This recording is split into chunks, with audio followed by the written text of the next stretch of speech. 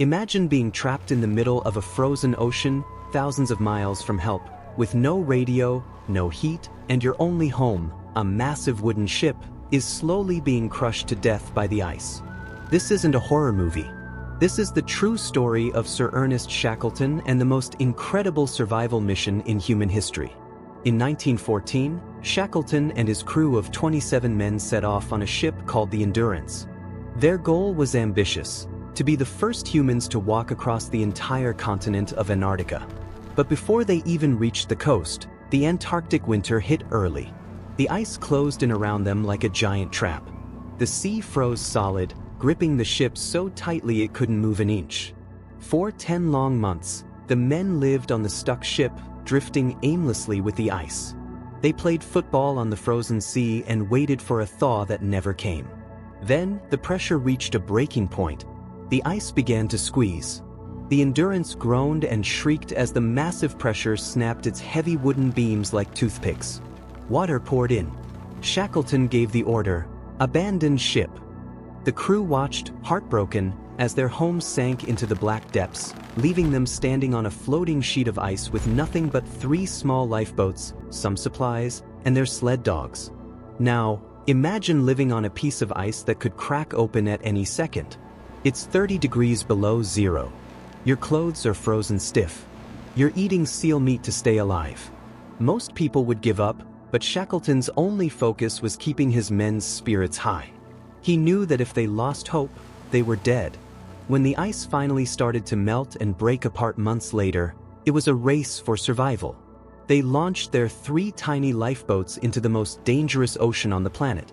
For 5 days, they battled giant waves and freezing spray until they reached a desolate, frozen rock called Elephant Island. They were finally on land, but they were still invisible to the world. They were hundreds of miles from any shipping route. No one was coming to save them. Shackleton realized he had to do the impossible.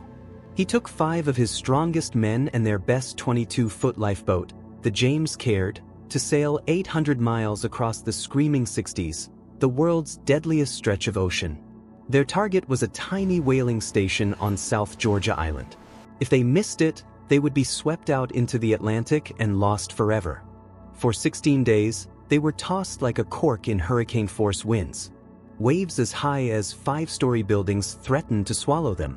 They were soaked, starving, and covered in frostbite. Yet, through sheer willpower and legendary navigation, they hit the beach. But they weren't safe yet. They had landed on the wrong side of the island. Shackleton and 2 others had to climb over jagged, uncharted mountains and massive glaciers for 36 hours straight, without any climbing gear or sleep, just to reach the whaling station. When they finally walked into the station, they were so blackened by soot and salt that the people there didn't even recognize them. Shackleton didn't stop to rest. He immediately organized a rescue ship. It took 4 desperate attempts and months of fighting back through the ice, but finally he returned to Elephant Island. As his boat pulled up to the shore, he nervously counted the figures standing on the beach. 1, 2, 10, 20, 28.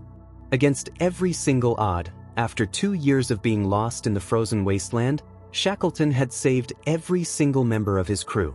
He failed his mission to cross Antarctica, but he achieved something much greater. He proved that the human spirit is truly unbreakable. But the story didn't end with that miraculous reunion on the beach. In a cruel twist of irony, Shackleton and his men returned to civilization only to find the world tearing itself apart. They had left in 1914, just as the Great War was beginning, and they returned in 1916 to the height of the slaughter. These men, who had survived the most hostile environment on Earth by sticking together, were immediately thrown into the trenches of World War I. Tragically, several of the sailors who survived the crushing ice and the open boat journeys were killed in action shortly after returning home. It serves as a stark reminder that while nature is indifferent, humanity can be far more destructive. There is also a forgotten chapter to this saga, the Ross Sea Party. While Shackleton was fighting for his life on one side of Antarctica, a second ship, the Aurora, had dropped a team on the other side of the continent. Their mission was to lay food depots for Shackleton to use during the second half of his transcontinental trek. They had no idea the Endurance had sunk. Believing Shackleton's life depended on them, they hauled supplies hundreds of miles through blinding blizzards, suffering from scurvy and starvation. They accomplished their mission, laying the supplies in the right places, but at a terrible cost. 3 men died, including their commander.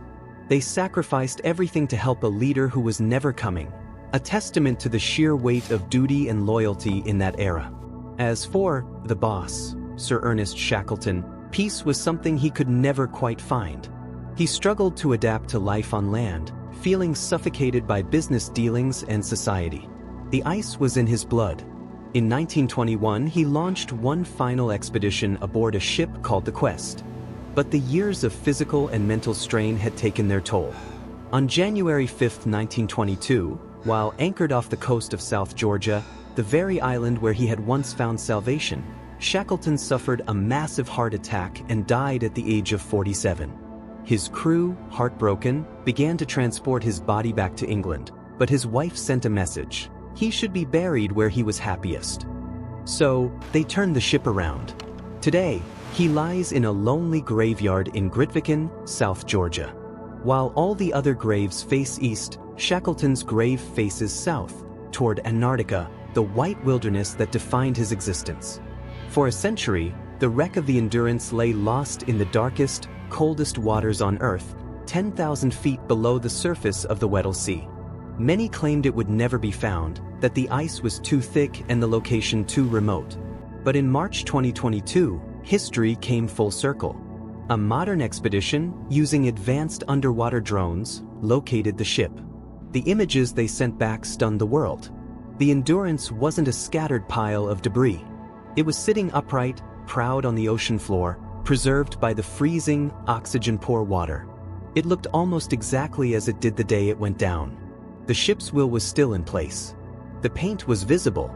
And there, on the stern, shining in the drone's spotlight, was the name Endurance, arched beneath a star. It was a ghost ship, a perfectly preserved time capsule of the greatest survival story ever told.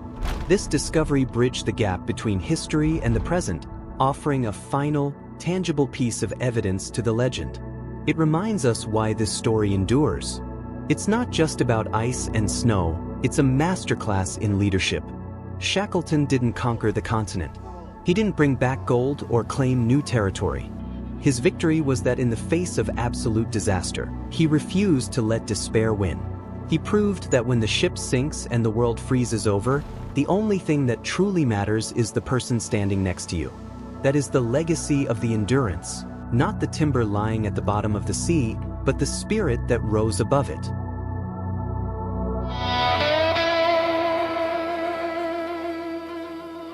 Almost gone.